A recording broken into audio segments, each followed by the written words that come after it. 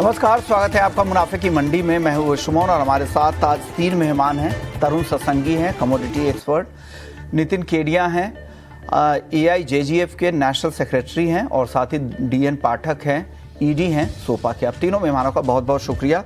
शुरुआत कर लेते हैं सोने चांदी से। आज यहाँ पर दबाव दिख रहा है, हालांकि अनिश्चितताएं काफ़ी ज़्यादा है। लोअर कोर्ट ने ट्रंप के टैरिफ को अवैध करार दिया था, लेकिन अब फिर से जब उन्होंने ऊपरी अदालतों में उन्होंने अपने अपील की तो यहाँ पर उस ऑर्डर पर, उस कोर्ट के उस ऑर्डर पर स्टे लगा दिया गया है। क्या नितिन केडिया जी, इस तरह के डेवलपमेंट को आप कैसे देखते हैं? गोल्ड पर क्या असर होगा उसका, चांदी पर क्या असर होगा?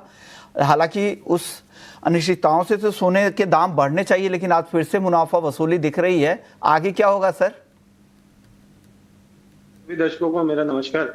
नमस्कार विश्वमन जी, कल एक बात बहुत क्लियर हो गई जो अभी तक ये कहा जा रहा था कई एनालिस्टों के माध्यम से कि जो टैरिफ का प्रीमियम है वो अब बाजार में खत्म हो गया और अगर टैरिफ धीरे धीरे कम भी होता है तो उससे बहुत ज्यादा फर्क नहीं होने वाला।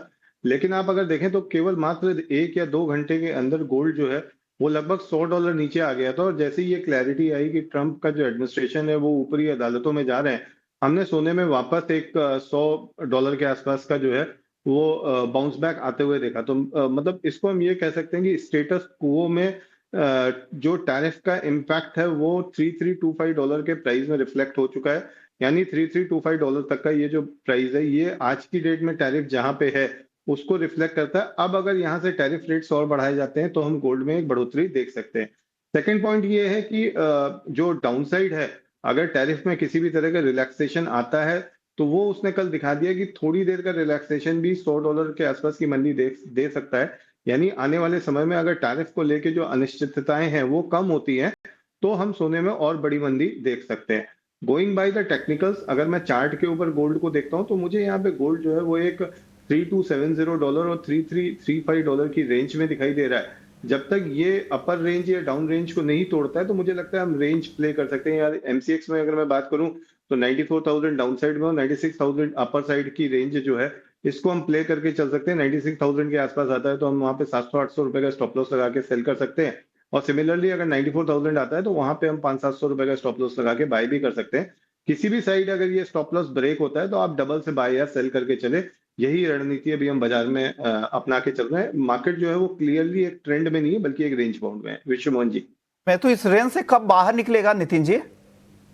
देखिए, कल अनएम्प्लॉयमेंट का जो डेटा आया यूएस से, उसके बाद हमने देखा $15-20-25 की जो है वो एक तेजी हमें देखने को मिली है। तो मुझे लग रहा है नेक्स्ट फ्राइडे जो अनएम्प्लॉयमेंट का डेटा, जॉब का जो डेटा आने वाला है यूएस से, और जो यूएस पीसीई की रिपोर्ट आने वाली है पर्सनल कंजम्पशन की, वो आ जाती है तो उसके बाद मुझे लगता है रेंज से बाहर निकलेगा। और अपर लेवल्स पे जो सोना जा रहा है वहां पे हम एक थकान सी होते हुए देख रहे हैं। सोना जो है अपर लेवल्स पे सस्टेन नहीं कर पा रहा है। तो अब जब तक 3365 का ब्रेकआउट नहीं आता, हम फिलहाल में बाय करने से जो है वो बचेंगे और ऊपर के लेवल्स पे हम इसको शॉर्ट करेंगे 3370 के स्टॉप लॉस से। तो ये आपको टेक्निकल्स भी मिल गए, फंडामेंटल्स किस तरह के हैं ये भी आपको पता लग गया है गोल्ड को लेकर। लेकिन यूएस में फेडरल अपील कोर्ट ने रेसिप्रोकल टैरिफ पर लगी रोक को हटा दी है, ये अपडेट है। और ट्रंप एडमिनिस्ट्रेशन को अस्थायी तौर पर निचली अदालत के फैसले से राहत तो मिल गई है, लेकिन ट्रंप प्रशासन ने आपात राहत के लिए सुप्रीम कोर्ट जाने की बात भी की थी। ट्रंप प्रशासन ने ट्रेड कोर्ट के फैसले को अदालत में चुनौती दी थी, जिसके बाद ये फैसला आया है। हालांकि उनकी तरफ से कहा गया है कि अगर हम कोर्ट में हारते हैं तो दूसरा रास्ता भी उनकी टीम से कहा गया है कि वो अपना सकते हैं। और वो जो ये बयान आया है वो ट्रंप के ट्रेड एडवाइजर्स पीटर नोवारो की तरफ से आया है। आप बताइए तरुण जी, आपको क्या लग रहा है गोल्ड के मार्केट में किस तरह की चाल आगे दिख रही है? आपको किस तरह से ट्रेड करना चाहिए यहाँ पे, जिनका पोजिशनल नजरिया है? हाय, गुड मॉर्निंग विश्वमोहन जी। देखिए, मार्केट के अंदर शॉर्ट टर्म जो वॉलेटिलिटी है बहुत हाई है।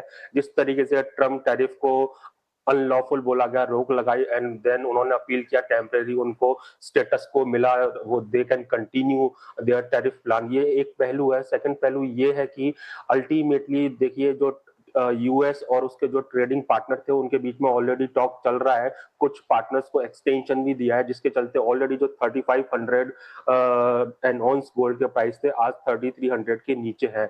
एंड सेकेंडली देखिए मार्केट के अंदर फर्दर ट्रिगर चाहिए to have a further high, otherwise क्या है कि सेम जो ट्रिगर है ऑलरेडी प्राइस इन है मार्केट में, न्यू हाई नहीं बनेगा जब तक कि न्यू डेवलपमेंट ना हो। अनसर्टेनिटी काफी है, बट जिस तरीके से गोल्ड के प्राइस रिएक्ट कर रहे हैं मुझे ऐसा लगता है ऑल्सो डॉलर इंडेक्स में भी वंस अगेन तेजी आना चालू हो गई है। शॉर्ट टर्म में करेक्शन देखा जा सकता है एंड 3250 के नीचे अगर गोल्ड के प्राइस आज जाते हैं या कपल ऑफ डेज में जाते हैं तो पॉसिबिलिटी है कि 3100 वंस अगेन देखने को मिले। तो मेरे हिसाब से अभी भी सेल ऑन राइज काउंटर है जब तक कि 3370 के ऊपर डेली बेसिस पे क्लोजिंग नहीं होता है।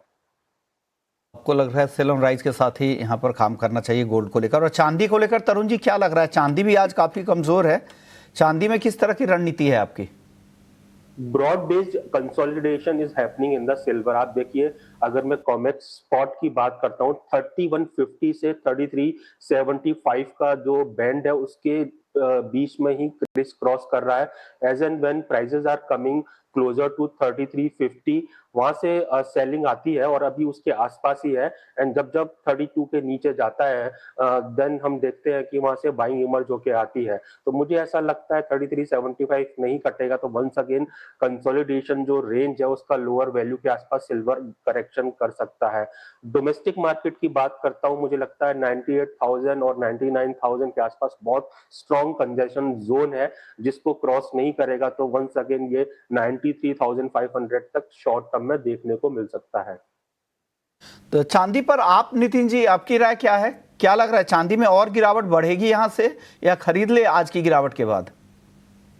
ये आपके प्रोग्राम में लास्ट टाइम भी चांदी का जो हमने व्यू दिया था वो यही था कि जब तक इंटरनेशनल मार्केट में स्पॉट जो प्राइस है वो 33.80 का लेवल क्रॉस नहीं करता है तब तक हम चांदी में फ्रेश ब्रेकआउट नहीं मान के चल रहे हैं। और फॉर द शॉर्ट टर्म हम 32.70 और 33.60 की रेंज लेके चल रहे हैं। अगर 32.70 32.80 के आसपास आता है तो 20-30 सेंट का स्टॉप लॉस लगा के आप चांदी में बाय कर सकते हैं।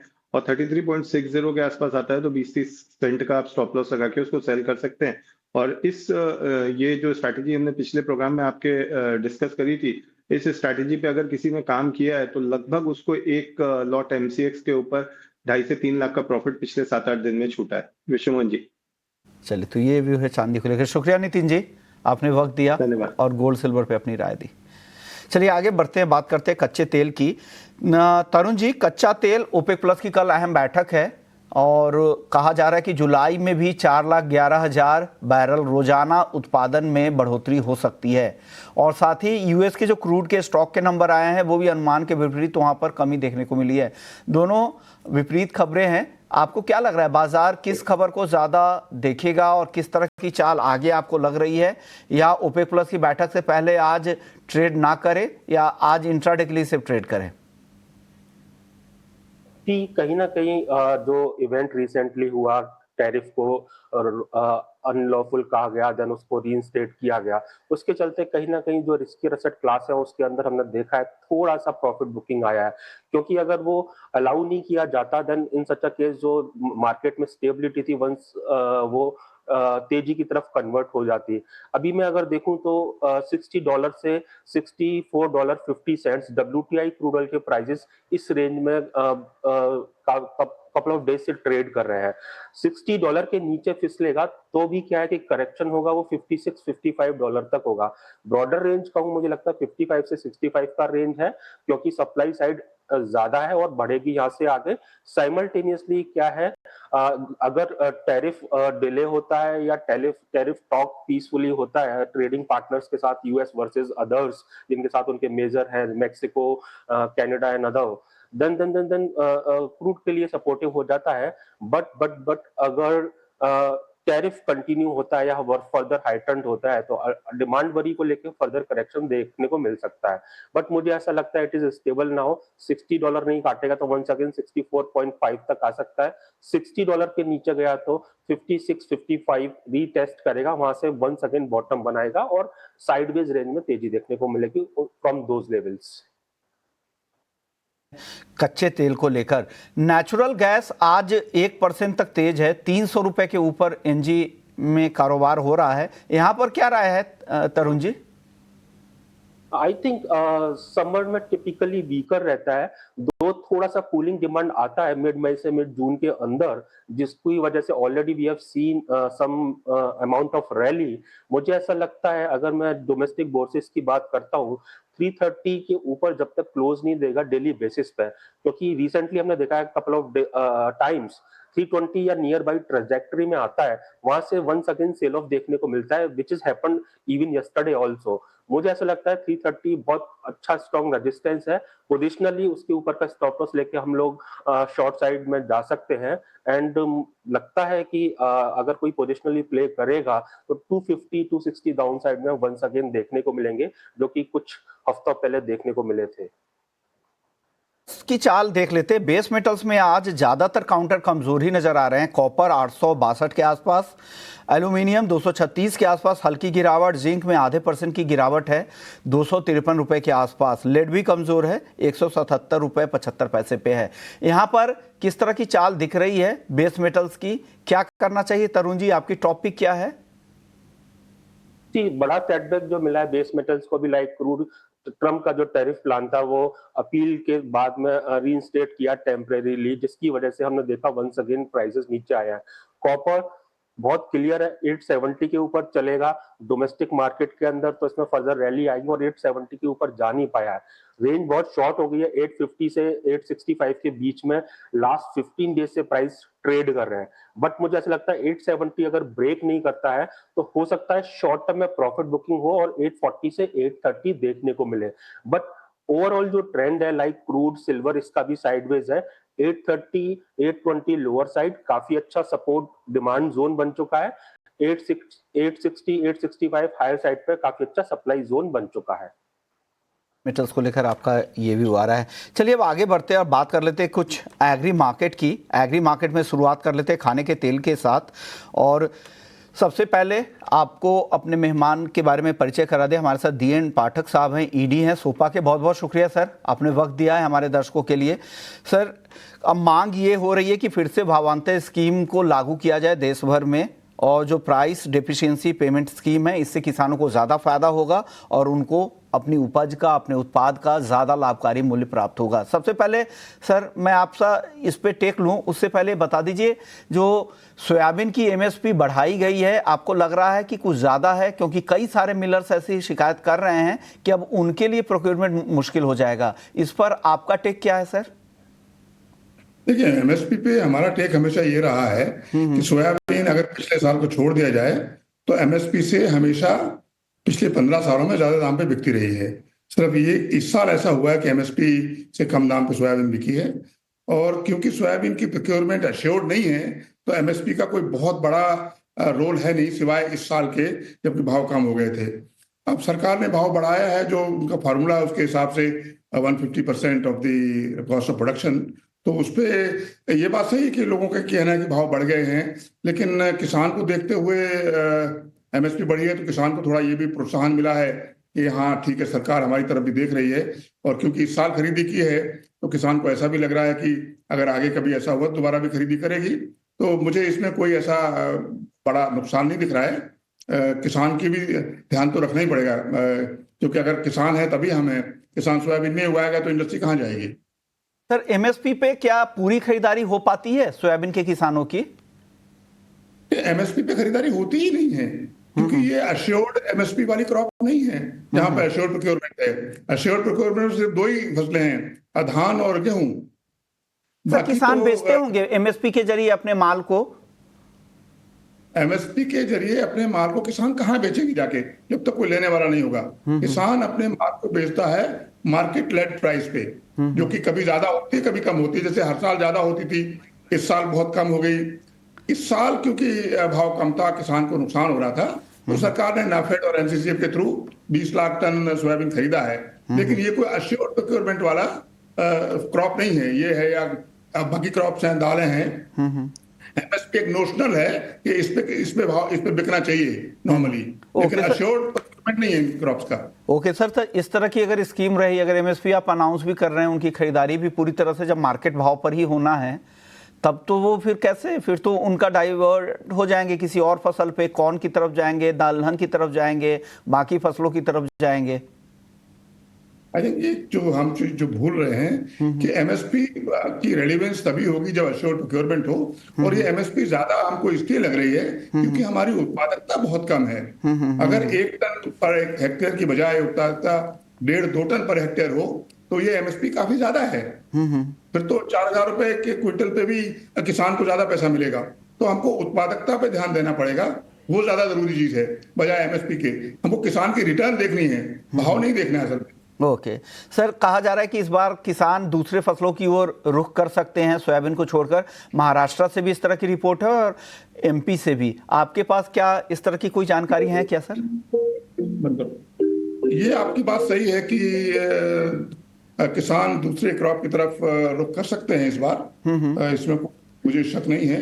5 से 7% एरिया डेफिनेटली कम हो सकता है महाराष्ट्र में। एमपी में थोड़ा ज्यादा कम हो सकता है क्योंकि कॉर्न में, मेज में किसान को अच्छा पैसा मिला है और मिलने की उम्मीद है।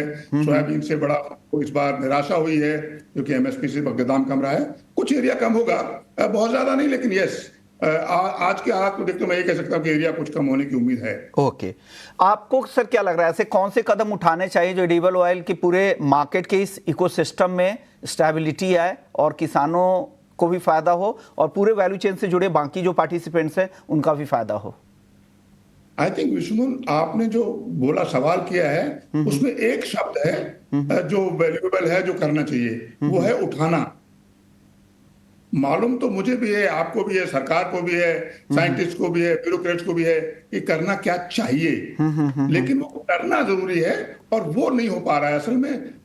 हम लोग सब इंडस्ट्री वाले, गवर्नमेंट, साइंटिस्ट सब अपने अपने साइलोज में काम कर रहे हैं, कोई कोऑर्डिनेशन नहीं है। जब तक वो कोऑर्डिनेशन होके एक चैलेंजिंग टास्क की तरह हम काम उस पर नहीं करेंगे, वो कदम उठाएंगे नहीं, तब तक ये जो उत्पादकता का रोना है जो हम पिछले 40 साल से रो रहे हैं, वो लगातार बना रहेगा। अभी national mission on edible oil जो अनाउंस हुआ है, तो मैं अभी उम्मीद करता हूं कि उस पर अच्छे भारी भरकम कदम सरकार उठाएगी और इंडस्ट्री, हम सब लोग साथ मिलके ऐसा कुछ करेंगे कि सोयाबीन की उत्पादकता जो है वो अभी जो 1,100-1,100 किलो है वो बढ़ के 1,600-2,000 किलो तक हो जाए, और ऐसा हुआ तो बहुत अच्छा रहेगा। कदम यही है कि जो कमियां हैं, देखिए कुछ चीजें तो हैं जो हमारे बस में नहीं, जैसे वेदर है और स्मॉल होल्डिंग्स हैं, ये एक बड़ी चीज है जो कि किसी के बस में नहीं है। लेकिन सीड की अवेलेबिलिटी, इनपुट की availability, timely availability, advice, extension, जो प्रोडक्शन टेक्नोलॉजी है वो किसान तक पहुंचाना, ये हमारे हाथ में है। तो अगर इन पे हम काम करेंगे और मिलजुल के सब लोग एकजुट होकर काम करेंगे कि ये काम हमको करना ही है, हमको किसान को अच्छा सीड देना ही देना है, किसान को हमको ये समझाना ही है किसी तरह से कि आप हर साल सोयाबीन मत बोइए, हर साल एक ही वैरायटी मत बोइए, या आपने सारे खेत में एक वैरायटी मत डालिए। उसको टाइम पे इनपुट मिलेगा, टाइम पे सीड मिलेगा, उसको सही तरह का दवाई मिलेगी और सही टाइम पे मिलेगी, सही दाम पे मिलेगी। तो ये उत्पादकता बढ़ाना कोई बड़ा काम नहीं है। जो हम लोग फ्रंटलाइन डेमोन्स्ट्रेशन करते हैं AICRP में और गवर्नमेंट के मिलके, उसमें लगातार 2 टन से ऊपर की उत्पादकता आती है। इसका मतलब सोयाबीन के ईल्ड 2 टन बड़े आराम से हो सकती है। जरूरत इस बात की है कि सब मिलके उस पर कदम उठाएं, स्टेट गवर्नमेंट हो चाहे सेंट्रल गवर्नमेंट हो, चाहे अपने ICAR के साइंटिस्ट हैं, इंडस्ट्री को भी थोड़ा इस पे काम करना चाहिए, जिसमें अभी हम लगे। एक्चुअली अभी जो NMEO है उसमें सोपा ने एक बड़ा प्रोजेक्ट लिया है हाथ में उत्पादकता बढ़ाने के लिए, और ये ऐसे बहुत सारे प्रोजेक्ट होंगे तो सफलता मिलेगी। अभी देखते हैं कि इसका क्या फर्क पड़ता है। ओके, यानी आपका कहना है कि सरकार, इंडस्ट्री और बाकी पार्टिसिपेंट्स भी, सब में कोऑर्डिनेशन जरूरी है ताकि एक बेहतर फैसला हो, लॉन्ग टर्म पॉलिसी बने।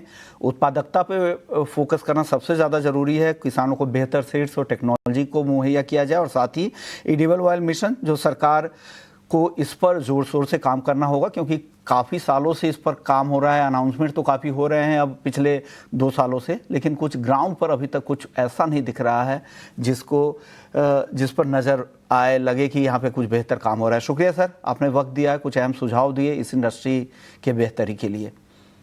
चलिए आगे बढ़ते हैं, कुछ और एग्री कमोडिटी की बात कर लेते हैं। हल्दी की बात करते हैं। हल्दी में आज तेज़ी दिख रही है, बाकी मसालों की चाल देखें तो दायरे में ही है।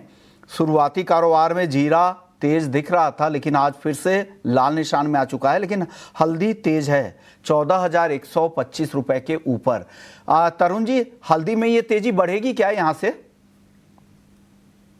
अल्टीमेटली अगर इस क्रॉप ईयर की बात करता हूं तो टर्मरिक के लिए काफी अच्छा है, क्योंकि एक तो सप्लाई कम है, simultaneously export demand consistently higher है, और अभी 8 साढ़े 8 महीने बाकी है। तो मुझे ऐसा लगता है कि रॉबस्ट एक्सपोर्ट डिमांड के चलते इसके अंदर रैली देखने को मिलेगी। नो डाउट शॉर्ट टर्म में 16,000 का एक स्ट्रॉन्ग बैरियर बन चुका है जिसको क्रॉस नहीं कर रहा है, बट मुझे लगता है जैसे जैसे स्टॉक रिप्लेनिश होने स्टार्ट होंगे तो ये भी क्रॉस हो जाएगा। नॉनदाइलेस 13,000 के ऊपर मेरे को अच्छा लगता है। 14,000 के नीचे जब भी प्राइस मिले तो लॉन्ग इनिशिएट किया जा सकता है। शॉर्ट टर्म 16,000 एंड मेरा ईयर एंड का जो टारगेट रहेगा वो 20,000 टर्मरिक के अंदर रहेगा। क्या बताइए सर, 20,600 के आसपास आए, फिर से आज कमजोरी है, शुरुआती तेजी गायब हो गई, क्या करें तरुण जी?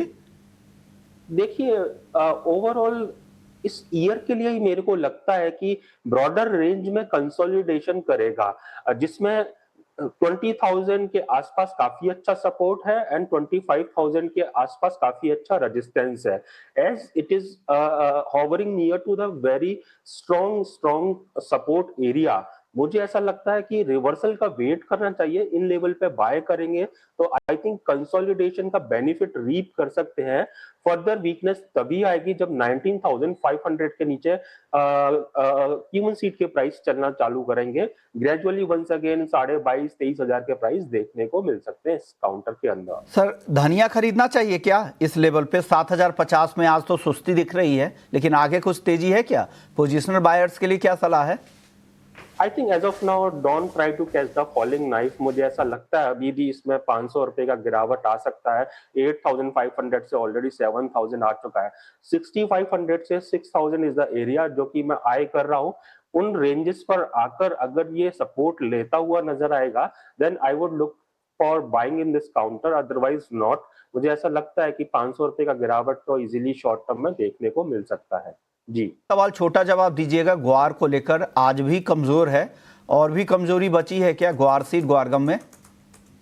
डिमांड बिल्कुल अभी डल है, साइमल्टेनियसली स्टॉक्स बचे हैं। अब न्यू क्रॉप का प्लांटिंग स्टार्ट हो जाएगा तो न्यू क्रॉप एग्जैक्टली कैसी रहेगी खरीफ में वो ड्राइव करेगा फर्दर प्राइस। तो मुझे ऐसा लगता है कि दिस क्रॉप ईयर के लिए इसका मूवमेंट हो चुका है। लॉट वुड डिपेंड अपॉन कि अभी जो क्रॉप प्लांट किया जाएगा उसका प्रोग्रेस कैसा होता है। अगर वो फेवरेबल होता है तो it will dent prices further, और हल्का सा भी वो नेगेटिवली इंपैक्ट होती है क्रॉप बिकॉज ऑफ रेनफॉल और other supporting factors, then only it will have a rally. So मुझे लगता है कि काफी कुछ डिपेंड करेगा न्यू क्रॉप के प्रोग्रेस के ऊपर।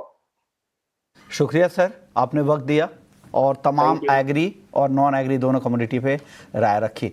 चलिए।